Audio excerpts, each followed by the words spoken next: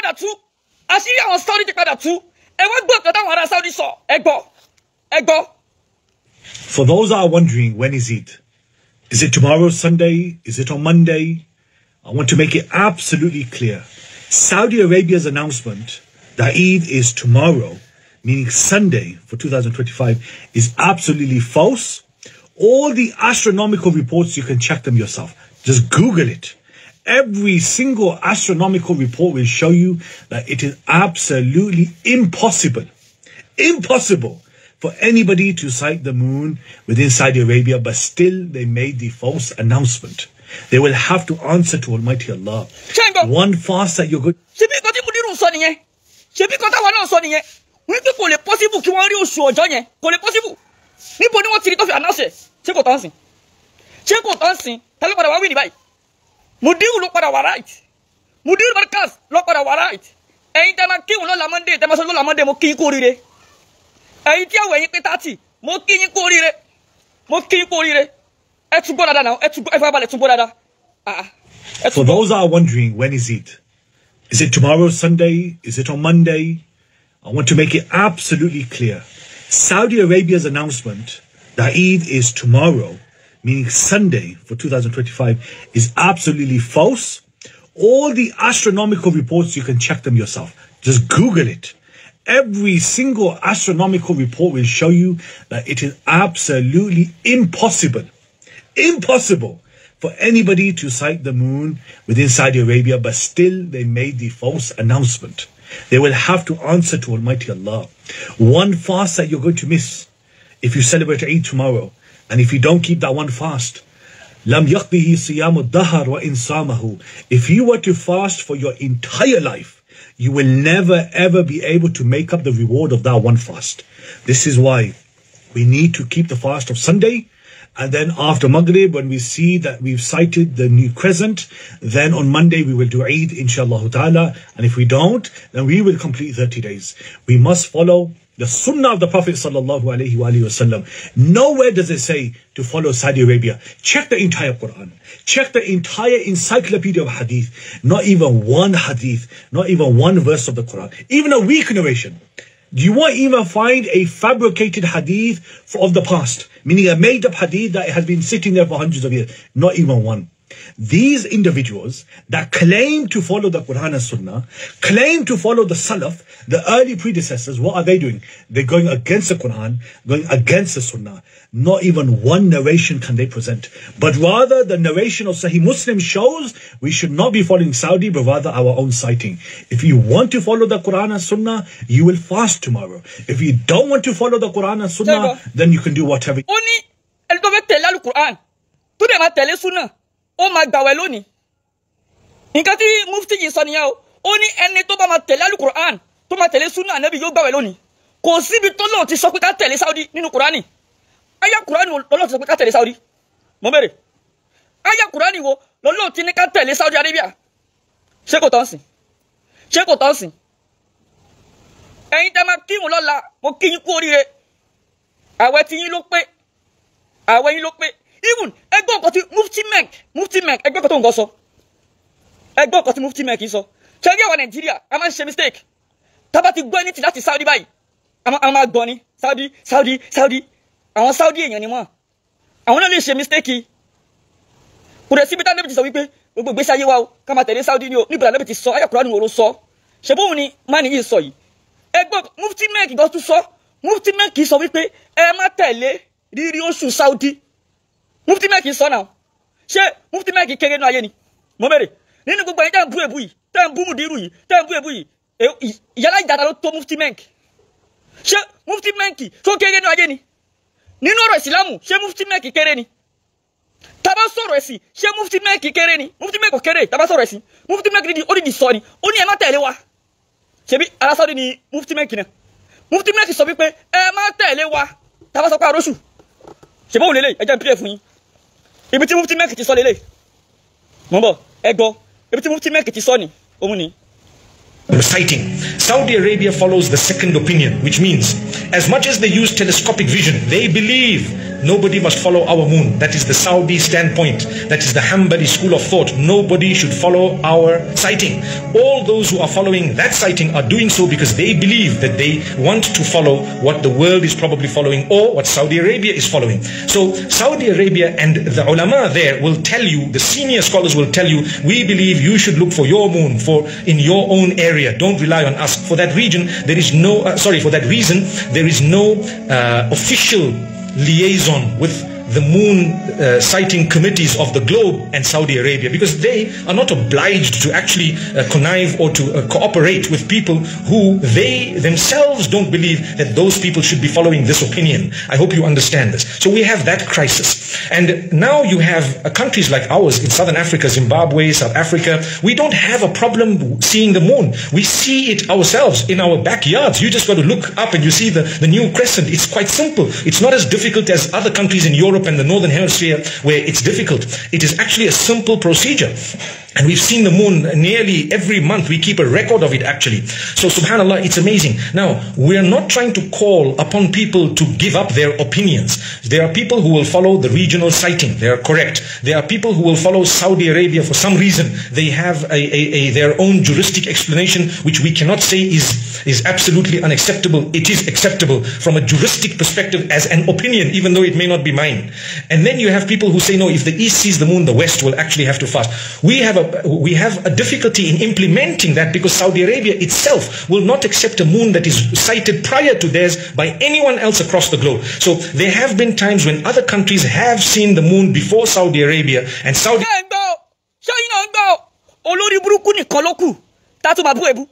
níbi tọ́rọ̀ dé yìí olórí burúkú nìkan ló kù tó tá máa bú ebu ṣebí mufti Menk ló sọ̀rọ̀ yìí gbogbo ẹ̀dẹ́ kọ́mẹ́tì tẹ́ ń bú ebu yìí yálà ìjàta ló tó mufti Menk nínú yín ìran bàbá ọkọ̀ báyìí ló tó mufti Menk ṣebí mufti Menk ló sọ̀rọ̀ yìí ṣebí mufti Menk ló sọ̀rọ̀ ọ̀rọ̀ àwọn ará Saudi là ń mú wá yìí fún yín sìn là ń mú wá fún yín táwọn náà ń takò ara wọn kí ló ṣe yìí ṣebí ẹnìkan ló tún lélẹ̀ yìí nínú àwọn Saudi Arabia táwọn náà tún sọ wípé ọ̀la lọ́dún ẹ̀wọ̀ ẹ̀yin tẹ́lẹ̀ kí ọdún lọ́la mo kí yín kú oríire o mo kí yín kú oríire o ẹ̀yin láwọ̀ ẹ̀yin pé o àwọn tẹ́lẹ̀ kí lọ́la àwọn la tẹ̀lé súnà Ànábì Muhammad sallallahu alaihi wasallam àwọn la tẹ̀lé Al-Qur'an àwọn la tẹ̀lé súnà ẹ̀yin tẹ́lẹ̀ kí lọ́la ẹ ti jẹ gbèsè níwájú Ọlọ́run ẹ ti jẹ gbèsè níwájú Ọlọ́run Ọlọ́run sì bí yín torí pé a pariwo fún yín a kígbe fún yín ẹ̀yin lẹ gbà Ọlọ́run ni wọ́n tẹ̀kú fitnatan la tusibbanna alladhina zalamu minkum khasatan Ọlọ́run ẹ bẹ̀rù fìtínà mi Ọlọ́run nítorí pé tí fìtínà mi ló bá dé tán kì í ṣe ẹlẹ́ṣẹ̀ nìkan ló máa jìyà bẹ́ẹ̀ ìdí nìyẹn kẹ́ bá kó yàjà àwọn aláìṣẹ̀ la fi pariwo fún yín ṣùgbọ́n alágídí pọ̀ nínú yín ṣé Kùránì sọ pé kẹ́ tẹ̀lé Saudi ni àdìsù ló sọ fún yín tó pé ìjókòó kẹ́ tẹ̀lé Saudi kí ni ti Saudi ṣebí mufti Menk ló sọ̀rọ̀ yìí ilé ṣe wá ní Nàìjíríà yìí tá bàrà ebu ebu náà lẹ́bu ebu bá yín sọ̀rọ̀ dọ̀rọ̀ èyí tẹ́ kéwòn lẹ́ni àwọn ẹ̀yin ò pé ẹ ti jẹ kàfàrà àwọn ò la ọ̀rọ̀ mọ́lẹ̀ fún yín ẹ lọ gba àwẹ̀ 60 ẹ ti jẹ gbèsè àwẹ̀ 60 wàláì tẹ́ ẹ bá gbà ẹ jìyà rẹ̀ níwájú Ọlọ́run tẹ́ ẹ bá gbàwẹ̀ 60 yẹn tẹ́ ẹ bá san padà ẹ jìyà rẹ̀ níwájú Ọlọ́run ẹ̀yin má san padà gbèsè lẹ́jẹ̀ níwájú Ọlọ́run ẹ rí torí a sọ fún yín a ké fún yín ẹ ń ṣe bí alágídí ẹlẹ́ẹ̀nígbà ṣìbẹ́lá Saudi ló ń sọ̀rọ̀ yìí ẹ tún wò kan náà nínú àwọn ará Saudi yìí mo bọ̀ lárúbáwá lélẹ́yìí sọ ní tiẹ̀ máa tún fún yín lárúbáwá ló sọ ẹ gbọ́. وبعد أن اطلع المجلس الكريم على نتائج تحري هلال شهر شوال وعلى المعلومات والمعطيات التي قدمتها لجنة تحري الأهلة في دائرة الإفتاء العام واللجان الفرعية المنبثقة عنها المكلفة بتحري الهلال من عدة مناطق في المملكة، فقد ثبت لمجلس الإفتاء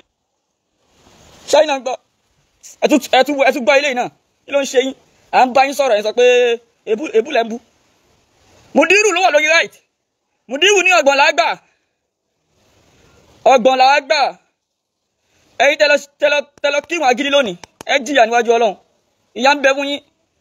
àfi kẹ́lẹ́ ẹ má gbàgbé ṣe mọ̀ pé Ọlọ́run sọ wípé fàmọ́ kánà mi kú mọ̀rí dán ẹni tó bá ń ṣe àárẹ̀ nínú yín lọ́lọ́run yóò dàwẹ̀ fún ọlọ́run ò dẹ̀ dá sí ẹ̀ ọlọ́run ní tààrẹ̀ bá ti yá ó máa san padà aláṣàfàní àbí ẹni tó rìnrìn àjò ọlọ́run ò dẹ̀ dá sí ẹni tó rìnrìn àjò náà tààrẹ̀ tó bá ti débi tó ń lọ yóò dá padà obìnrin tó ń ṣèkọ oṣù ọlọ́run yóò dàwẹ̀ fún kò ní gbàwẹ̀ táìmù tó ń ṣèkọ oṣù lọ́wọ́ yẹn ṣùgbọ́n táwọn bá ti parí yóò san padà ṣùgbọ́n ẹni tó bá mọ̀ọ́mọ̀ jáwẹ̀ tí kọ̀kọ̀ ò ṣe yóò san kàfàrà àwẹ̀ 60 ni ó gbà tí ó fi tán àwẹ̀ kan tó já. ẹgbọ́n kan táwọn ilé náà sọ ẹgbọ́.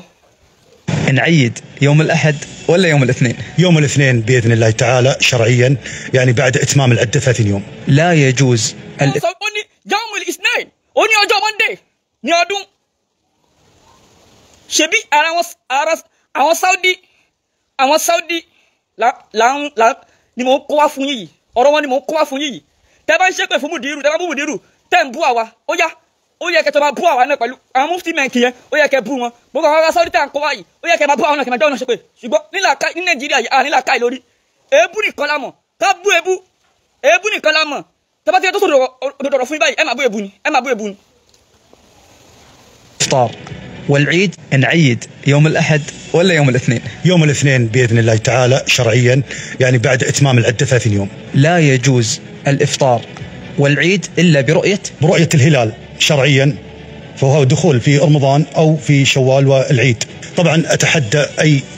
فلكي فاهم في علم الأهلة أن يرد علي إن كنت غلطان في هذا الأمر أو لا. العيد شاينبا òun tó fi ń rinlẹ̀ wípé a lè rí oṣù yẹn oṣù ọjọ́ a lè rí Paul àti fẹ́ rí kí ló ń ṣe wá. إذا كانت بالحسابات الفلكية راح يكون يوم الأحد 30 مارس، لكن احنا نعتمد على الرؤية الشرعية وهي الأساس، فرؤية الهلال صعبة ما راح نشوفها، وبالتالي راح نكمل الشهر 30 يوم ويكون العيد يوم الاثنين 31 مارس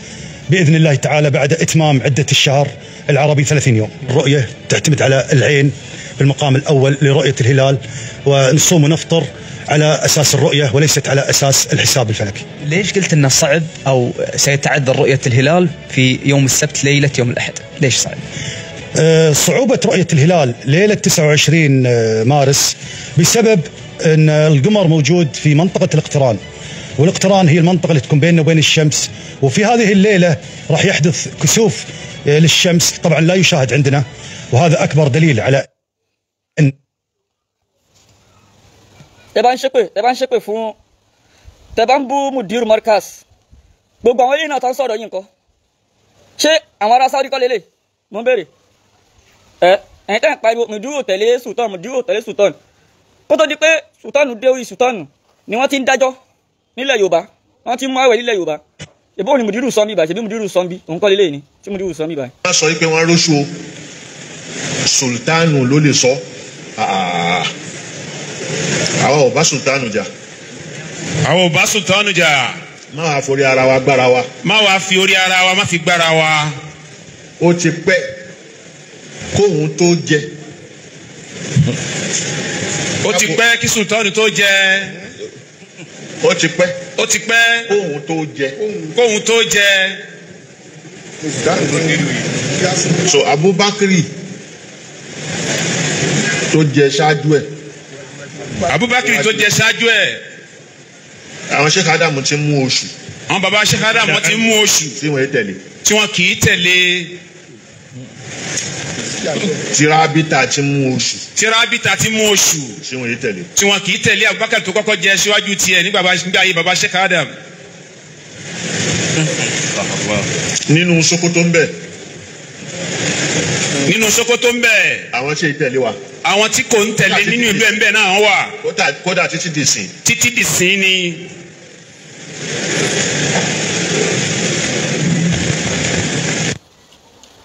ṣẹ́yìn náà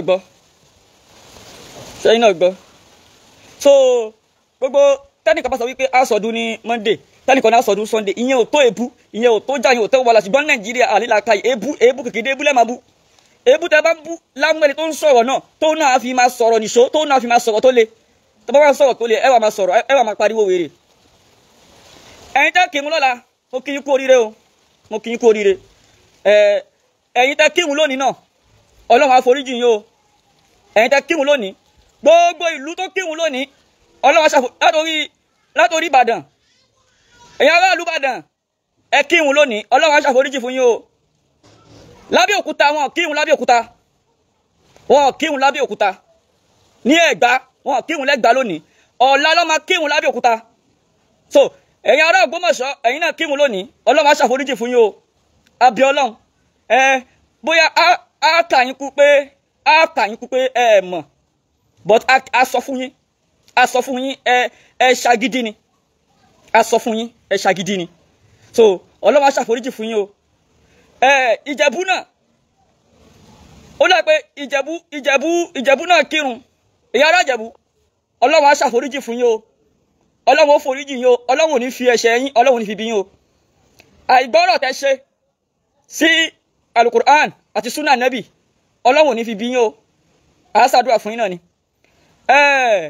ìlú wo ló tún kírun bí náà ìlú wo ló kírun náà o lórúkọ ìlú yìí ìkírun ní kírun náà wọ́n kírun èyí ará kírun tẹ kírun tẹ mísì àwẹ̀ Ọlọ́run á ṣàforíjì fún yín o á bí Ọlọ́run fún yín Ọlọ́run ó foríjì yín o Ọlọ́run ò ní fi ìyà àwẹ̀ tẹ mọ́mọ́ já yìí Ọlọ́run ò ní fi ìyà rẹ̀ jẹ yín o Ọlọ́run ò ní fi ìyà rẹ̀ bú yín o kí lórúkọ ẹ̀ Ìwó wọ́n kírun ní Ìwó náà wọ́n kírun wò ẹ̀yin ará Ìwó Ọlọ́run á ṣàforíjì fún yín o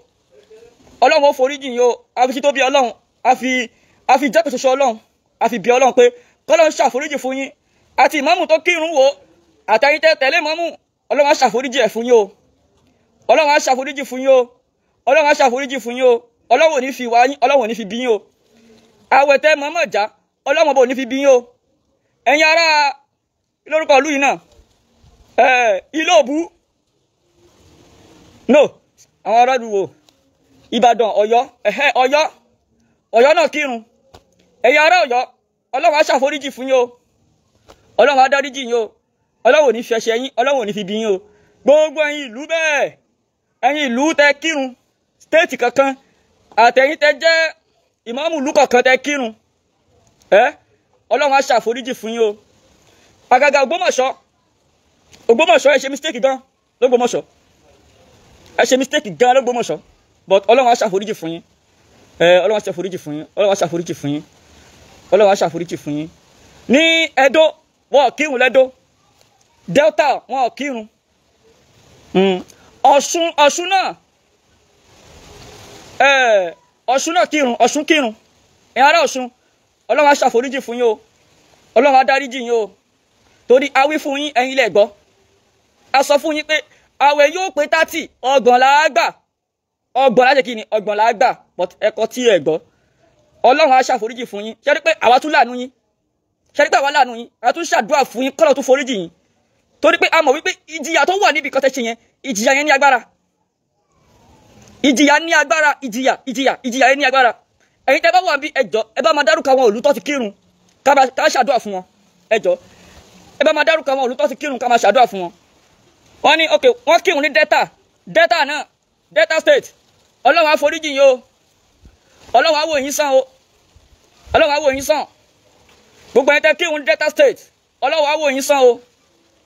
Ọlọ́run á wò yín sàn o Ọlọ́run á wò yín sàn o Ọlọ́run á ṣàforíjì fún yín o Lagos wo ló kírun ọ̀la la máa kírun Lagos Agége láti kírun lọ́la Agége láti máa kírun lọ́la ẹ̀yin ayé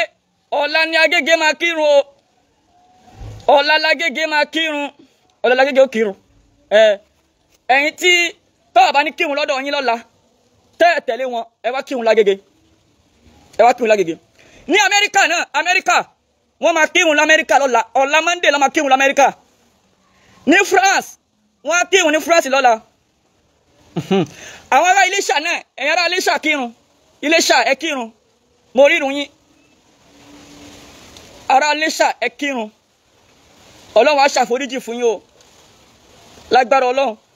ò ní fi ẹ̀ṣẹ̀ yín Ọlọ́run ò ní fi bí yín o ẹ̀yin ará Ọ̀yọ́ ìmáàmù Ọ̀yọ́ a sì kékékéké fún yín a pariwo fún yín ẹ̀yin náà dẹ̀ ẹ mọ irú ìjìyà tí ń bẹ London kiri ẹ mọ irú tọ́lọ́ bá máa bínú báyìí ìbínú Ọlọ́run ò kéré ìbínú Ọlọ́run ò kéré ìbínú Ọlọ́run ò kéré gbogbo ẹ̀dẹ́ kírun ọlọ́kírun lóṣòdì náà ẹ̀yin ará Òṣòdì Ọlọ́run á ṣàforíjì fún yín o ìmáàmù Òṣòdì tó kírun náà Ọlọ́run á foríjì yín o ṣùgbọ́n ẹ̀yin lẹ́lẹ́ṣẹ̀ lọ́rùn o torí pé tẹ́yìn ò bá kírun àwọn èèyàn ò ní tẹ̀lé yín ìmáàmù Òṣòdì ìhun tẹ́ kí ẹ ṣì àwọn èèyàn lọ́nà ni ẹ ṣì àwọn èèyàn lọ́nà ni o Ọlọ́run á ṣàforíjì fún yín o Ògbómọ̀ṣọ́ ẹ̀yin tẹ́ Ògbómọ̀ṣọ́ yẹn ẹ̀yin tẹ́ ṣìyàn lọ́nà pátápátá àgbákò ní Ògbómọ̀ṣọ́ yẹn àgbákò gidi ní lágbómọ̀ṣọ́ Ògbómọ̀ṣọ́ àgbákò gidi ní yín Ọlọ́run ló mọ wíyàn tọ́lọ́run dá yín wórówóró yín ti pọ̀jù ní Ògbómọ̀ṣọ́ yẹn wórówóró wọ́n gbogbo nǹkan inú mọ́ yàtọ̀ Ọlọ́run á ṣàforíjì fún yín o Ọlọ́run á ṣàforíjì fún yín o wọ́n ní Ṣakí náà wọ́n kírun Ṣakí ìyá ara Ṣakí Ọlọ́run á ṣàforíjì fún yín Ọlọ́run á là yín o torí ìyá Ọlọ́run tí ìyá Ọlọ́run bá dé iná àzábàrọ̀ píkà làwákì máa ń là omi dáfì yín ìyá Ọlọ́run ní iná àzábàrọ̀ píkà làwákì tí ìyá Ọlọ́run bá dé tábà yìí máa ń là omi dáfì yín kò sẹ́ni tó lè gbàyàn lẹ̀ kò sẹ́ni tó lè gbàyàn lẹ̀ that is why lọ́lọ́run ṣe máa ń kìlọ̀ fẹ́yàn kọ́lọ́run tó bínú Ọlọ́run máa ń kìlọ̀ kọ́lọ́run tó bínú Ọlọ́run sì kìlọ̀ fún yín ẹ gbọ́ tí ìbínú náà bá wá dé sí ẹ wá sọ pé ó ti pọ̀ jù but àwa á bẹ Ọlọ́run kọ́lọ́ má bínú lóyún lórí kọ́lọ́ má bínú lórí ẹ̀yin tẹ́ kírun lọ́la akínyẹ kó ríre alẹ́ kí gbogbo akọ́dún o Ọlọ́run á ṣe yìí ṣàmọ́dún Ọlọ́run ò ní jẹ́ pé lè jẹ́ ọdún kan ló tó kù tá ó ṣe láyé o àwa tá a ṣe tọdún yìí tá a kí ìwọ̀n ọ̀la àwa náà láà kí tọdún tó ń bọ̀ lágbára Ọlọ́run Ọlọ́run á ṣe níwọ̀n fún oníkálukú wa ẹ kú ọdún o akúyèdún ẹ má gbàgbé ìwọ tó bá nídìí àgbo high blood pressure àbí diabetes àgbo wà tó confam tó máa cure rẹ̀ pátápátá o tó lè jẹ́ permanent cure tí BP bá ń dẹ́ láàmú àbí diabetes wallahi azim àgbo wà tó confam tó máa cure BP yẹn pátápátá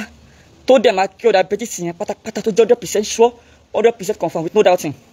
yes ẹlòmíà sọ wípé kò sí cure fún BP kò sí cure fún diabetes cure wà fún tó confam o ó ní bí àwọn bàbá wa yá àtijọ́ bọ́ ṣe máa ń treat ẹ̀ kó tó di pé àwọn òyìnbó dé onímọ̀ṣẹ́ máa ń tètè kó àwọn òyìnbó dé èmi dẹ̀ jogún bá àgbo ńlé lèmi ṣe ní lọ́wọ́ mo pé kan àjogún bá yàtọ̀ sí kan tó ń ṣẹ̀ṣẹ̀ ń wá káàkiri kẹ́lẹ́ kan fún àpò mo jogún bá àgbo ńlé lóbi ṣeréṣeré ṣe máa ń fi ìwé yìí ọyìn ògbó yìí náà mọ̀ àwọn ẹni tó fẹ́ ṣàbòsí lókù ìwé yìí ó dìde sí ni o lè rúrú ìwé yìí mọ́ láyé sìn tó bá rí lọ́wọ́ anybody onítọ̀hún jogún bá ní ìwé yìí bí wọ́n bẹ̀rẹ̀ sí ní ṣe fún ẹ láti tó pálí ẹ̀ àgbo ló kún bẹ̀ ṣàṣàníyàn àgbo tó wà débẹ̀ tó ní bá àwọn ọmọ tó bí 1994 àbárùwé ìláyé so tí BP bá ń tẹ́lẹ̀ mọ̀ àbí diabetes tètè kàn sí Yahya Gambari sórí BP tí BP bá ń pẹ́ jù lára tó bá ń pẹ́ jù lára ó máa ń wó oríṣiríṣi nǹkan jáde o BP ló máa ń fa kí ẹ̀ṣiṣẹ́ kékeré kó sáré rẹ̀ tí BP bá ń pẹ́ jù ó máa ń result sí stroke fẹ́ lómi tí BP bá ń pẹ́ jù òun ló máa ń fa kí ẹ̀yìn ìṣẹ́jú mẹ́ta kó sáré máa mí lókè àyà kó sáré rẹ̀ sórí diabetes ń tiẹ̀ tí diabetes bá ń pẹ́ jù ó máa ń fa egbò àdáàjì náà láti bí egbò àdáàjì náà yẹn kòkòrò àìfojúrí ó lè lọ kó wọ tó bá dẹ̀ ti kó wọ báyìí àná lọ́ọ̀bà nìkan ló kù so tètè kàn sí Yahya Gambari kò tètè ọ̀dà fún tiẹ̀ mẹ́sẹ̀gì mi lórí WhatsApp tó wọ́n tètè gẹ́tì mi lórí WhatsApp àti gẹ́tì mi o mẹ́sẹ̀gì mi lórí 090 21 97 53 21 090 21 97 53 21 090 21 97 53 21 ìwọ tó bá ní fibroid obìnrin tó bá ní fibroid kódà kí fibroid yẹn ti yọ bí oyún oṣù mẹ́fà kí fibroid yẹn ti yọ bí oyún oṣù mẹ́fà wàláì tó bá lo àgbo Yahya Gambari wà bí fibroid yẹn bí ọmọ tí kò dẹ̀ ní wù mọ́ láyé tó bá lọ sọ pẹ́sọ̀ fibroid á tún padà bọ́ tó bá lọ àgbo Yahya Gambari kò tí ní wù mọ́ láyé fibroid yẹn kò bá jẹ́ multiple kò bá jẹ́ single kò bá pé mẹ́ta kò bá pé mẹ́rin kò bá wà nínú ilé ọmọ kò bá wà lẹ́yìn ilé ọmọ nǹkan tí àbàbá wa yá àtijọ́ ń lò ní ó confirm gidi wàá bí fibroid yẹn wàá bí ọmọ sórí tó bá lọ sọ pẹ́sọ̀ fibroid á sì ṣẹ́kù mbẹ̀ èyí tó ṣẹ́kù yẹn á tún padà bọ́ tó bá ti bí ọmọ kò tí ní wù mọ́ láyé ìwọ ọkùnrin náà tí kan ọmọkùnrin ẹ kéré jọjọ orí ẹ lọ àgbówà tó confam tó jẹ́ kíkan ọmọkùnrin ẹ ìjọba wá sí fẹ́ tó bá dẹ̀ ti yọ permanent ni kò ní side effect kankan tètè kàn sí Yahya Gambari mi jogun bá gbólé ni no doubting tètè message mi lórí WhatsApp lórí 090 21 97 53 21 090 21 97 53 21 a ti máa jẹ́ kẹ́mọ̀ bó bá ṣe lọ akọ́dún. wọ́n kàwé kì í ṣe pé wọ́n kú lórí kì kí ni wọ́n mú bọ̀ nílùú Nàìjíríà tó sọ wọ́n dèrò ẹ̀yìn odi nítorí ìdí èyí super mega rally Yorùbá nation please wake up let's come together gbogbo èyí tó jẹ́ wípé olè owó lẹ torí ẹ̀ ṣe Yorùbá nation ẹrù àgòjìlẹ̀ ẹ má wo ní ọ̀la ní kẹ́rò pé kí ló máa ṣẹlẹ̀ lọ́la ẹ rántí òwe àwọn àgbà tó ní ilé tá bá fi tọ́mọ ìrì ló máa wo ẹrẹ́nẹ́rẹ́ wípé gbogbo olè tẹ́jà nínú Yorùbá nation tẹ́ fi kó ọlá àti ọrọ̀ ọjọ́ ó máa parẹ́ ní ìjọ kan nítorí ẹ̀ ṣe lọ́nà tó tọ́ ẹlòmíà ni ẹ mo ṣiṣẹ́ fún Yorùbá nation so tí bá wá fi Yorùbá nation jalè tí bá fi kọ́rọ̀ jó máa bá mi kalẹ̀ nítorí òun jìyà fún Yorùbá nation bá bá ńlá rọ́ ni kò lè bá ẹ kalẹ̀ nítorí ìyà tó ló jẹ fún Yorùbá nation ìyà ìran ẹ ló jẹ ìyà ìran ẹ ló jẹ nítorí ìdí èyí mo bẹ̀ wá mo rọ̀ wá Yorùbá nation no going back gbogbo ẹ̀yin àgbààgbà tẹ́ jẹ́ ọmọ ọkọ tẹ́ kì í ṣe ọmọ àlè tí ẹ kì í ṣe ẹni tí wọ́n fi ṣe alamí sínú struggle yìí tí ẹ kì í ṣe onílara tó jẹ́ wípé ipò ló gbé lẹ́lẹ́ torí ẹ̀jọ́ ní Yorùbá nation ẹ fẹ́ di president ẹ fẹ́ di senator ẹ fẹ́ di honourable ẹ fẹ́ di governor tí ẹ ti torí ẹ̀jọ́ Yorùbá nation ẹ jẹ́ ká padà wá sílé ẹ jẹ́ ká jọ ṣe kó ba lè rí bó ṣe rí ẹ má torí ipò ṣe Yorùbá nation ìfẹ́ ìran yín àti ara yín àti ọjọ́ ọ̀la yín nìkẹ́ni ẹ má wò pó ń dùn fún yín lénìí bó ṣe dùn fáwọn kan nígbà kan nìyẹn tó padà kan fún wọn ẹ jẹ́ kí ọ̀rọ̀ youth leader Afẹ́nifẹ́re kó máa ṣe kíni kó máa jẹ́ ohun ìṣítí fún yín ó lóun ń gbọ́ dáadáa wípé wọ́n kidnap ṣùgbọ́n òun ever expect wípé ó lè ṣẹlẹ̀ sí èèyàn bíi tòun ta ni ẹ́ tí ogun Nàìjíríà ò lè jà ẹ́ tó bá ti dúró sórí ibi tó dúró sórí òtítọ́ gbogbo ẹni tó bá tẹ̀lé wọn Nàìjíríà orí ibi lẹ dúró sí ẹ̀ dúró sórí òtítọ́ nítorí kò sí òtítọ́ kankan mọ́ nílùú Nàìjíríà ibi ló kún nílùú Nàìjíríà ìwà ìkà ló kún nílùú Nàìjíríà apanilẹ́kúnjayé ni wọ́n nílùú Nàìjíríà nítorí ìdí èyí mo bẹ̀ wá mo rọ̀ wá gbogbo ọ̀nà tí oníkálukú wa bá lè gbà láti fi support super mega rally please let's come out ẹ jẹ́ ká jọ ṣe Ẹlẹ́dùmarè á fún wa ṣe àwọn onílé á tì wá lẹ́yìn àní ṣe lásán bẹ́ẹ̀ ló máa rí Jésù Olúwa wa àmín. This one is called manpower. Manpower. Fún ẹ̀yin tí ẹ lè ṣe dáadáa. Àbẹ́yìn tó jẹ́ wípé tẹ́ bá ti lè dìde lẹ́ẹ̀kan náà báyìí wọ́n á rò bọ́ òun máa ya bọ́ ni at the end of it pàbó ló máa já sí. Tẹ́ bá ti ṣọwọ́ kan that is the end. Ohun ní ohun tẹ́ nílò lélẹ̀ ẹ need nǹkan míì. This is what you need. Ẹ máa perform dáadáa. Ẹ máa wọlé kanlẹ̀ ẹ máa tẹ́dùn ẹ máa tẹ́dùn ẹ méje ẹ mẹ́ta ẹ mẹ́rin go ọ̀sán ni tí ẹ bá ti gbé àgúnmu ìlura àgúnmu ni kòkòrò àgúnmu ni ẹgbẹ́lura ọkùnrin ló máa lò ó ẹ má wá gbàgbé gbogbo ẹ̀yin tẹ́ bá ní diabetes gbogbo ẹ̀yin tẹ́ bá ní diabetes oògùn diabetes wà tẹ́ lè lò tí ẹ ní gbúrò ẹ mọ́ ẹ nílò ju 2 pack lọ ẹ nílò ju 2 pack of oògùn diabetes yẹn lọ ó tún di kíni ó tún di gbére nìyẹn eléyìí tẹ́ wò lọ́wọ́ mi àgúnmu jẹ̀díjẹ̀dí àgúnmu jẹ̀díjẹ̀dí jẹ̀dí yẹn kò sí bó ṣe lè kọ́ǹkì tó kò sí bó ṣe lè stubborn tó tẹ́ bá ti gbé àgúnmu ìlura ẹ máa ya wọ́rọ́wọ́ ẹ máa ya gbogbo ẹ̀ dànù àláfíà tó yín láyọ̀ bákan náà ni eléyìí àgbòjẹ̀dí leléyìí ṣe rí àgbòjẹ̀dí ẹ máa sóòkè ẹ̀ sómi ni this is 1 pack yẹn lè sóòkè lẹ́ẹ̀mejì sínú omi ẹ máa sóòkè sínú omi ẹ rọra máa ṣẹmu láràárọ̀ lẹ́ẹ̀kọ̀ọ̀kan not all the time maybe 3 times in a week ó depend bẹ́ẹ̀ bá ṣe rí pé jẹ̀dí yẹn ṣe ń ba yín pò tó àgúnmu yìí náà kì í ṣe nǹkan tẹ́ máa lò all the time maybe once in a week because ó máa jẹ́ kẹ́ toilet ẹ lè lọ toilet ó kéré jù àríwé rẹ̀ máa lọ toilet lẹ́ẹ̀márùn tí ẹ bá lo àgúnmu jẹ̀díjẹ̀dí nǹkan tí èmi àtàwọn ọmọ mi náà ń lò ní mo ló ní sí soak adẹ̀ tún lo àgúnmu àfi ṣeré because ó wà pa gan especially fún ẹ̀yin ọkùnrin ẹ má gbàgbé pé ìbàdí lẹ máa lò same tí ẹ̀yin ìyá wa náà egungun ẹ̀yìn òun la fi ń gbé oyún o ọ̀pá ẹ̀yìn a fi ń ru oyún o so jẹ̀dígẹ̀dẹ̀ nìyí kò dáa ó máa affect èèyàn iṣẹ́ burúkú ni jẹ̀díjẹ̀dí máa ń ṣe lára ọ̀nà tó dẹ̀ máa ń gbà fi ṣiṣẹ́ láàgọ́ ara ó póríṣiríṣi result tó máa tún wá padà fún yàn nígbà tó bá ti pọ̀ láàgọ́ ara ó tún póríṣiríṣi bíi kó pa ọkùnrin míì lóko bíi kó kọ̀ sí diabetes tí diabetes bá tún ti wá pọ̀ jù ojú á máa wá mi adùn tó máa affect ojú èèyàn ní rí wọn dáadáa mọ́. So kó bá má dà bẹ́ẹ̀ eléyìí mo lè fọwọ́ ẹ̀ sọ̀yà fún yín àwọn product yìí mo lè fọwọ́ wọn sọ̀yà fún yín ó wà very very active ó ń ṣiṣẹ́ dáadáa. Ẹ̀yin tẹ́ bá wá nídìí ẹ̀ WhatsApp number tẹ́ máa pè òun lẹ́ ń wò lójú screen ẹ jẹ́ bá wa pín ètò ìsíta mo fi lédùmarè bẹ̀yìn ẹ bá wa pín kélé lè jẹ́ nǹkan tó máa jẹ́ káwọn èèyàn wá náà kí wọ́n ní ìgboyà láti lè jáde fún super mega rally. So ìta sọ lọ mo lè fọwọ́ ẹ̀ sọ̀yà fún yín ó ń ṣiṣẹ́ dáadáa. Bákan náà ọdún ti dé ẹ wá ra aṣọ ọdún ṣé mi láwọn mùsùlùmí ní fáǹsì ni ọdún ti kù bóyá 3 or 4 days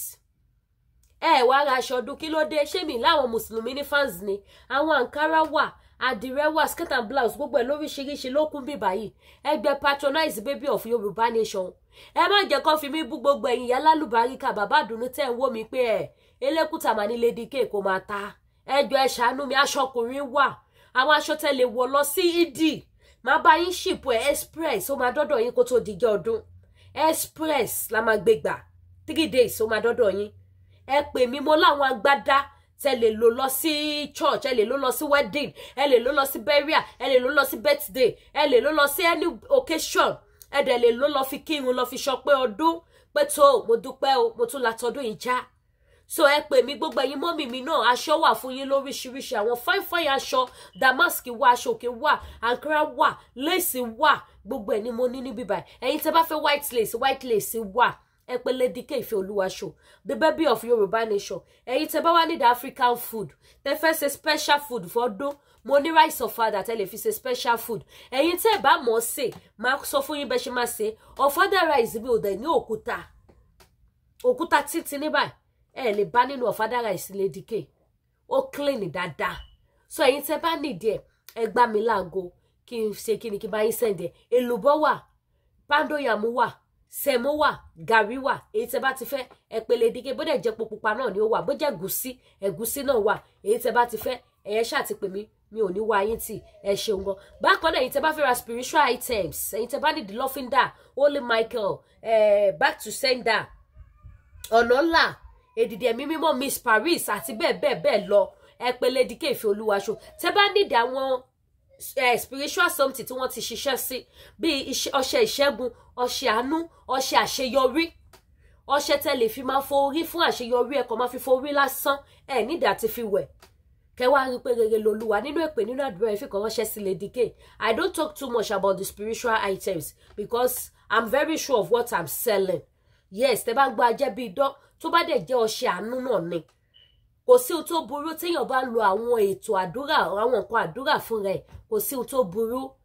àdúrà gbogbo wa máa gbà níṣe lásán. I don't talk too much about the spiritual items but anything spiritual items either kò tẹ̀lé lò fún àlákàlà oúnjẹ ojú oorun ìbálòpọ̀ ìṣẹ́gun back to sender àárọ̀ bí anything just call Lady K Ìfẹ́ Olúwa show. Òróró ni ọṣẹ ni lọ́fíńdà ni ó wà available bẹ́ẹ̀ bá ṣe fẹ́ sí ojú òní tiwa. Ẹ má gbàgbé láti subscribe sí YouTube channel Lady K Ìfẹ́ Olúwa show the baby of Yorùbá nation mi ò ní wá yín tì ẹ ṣeun gan ire o.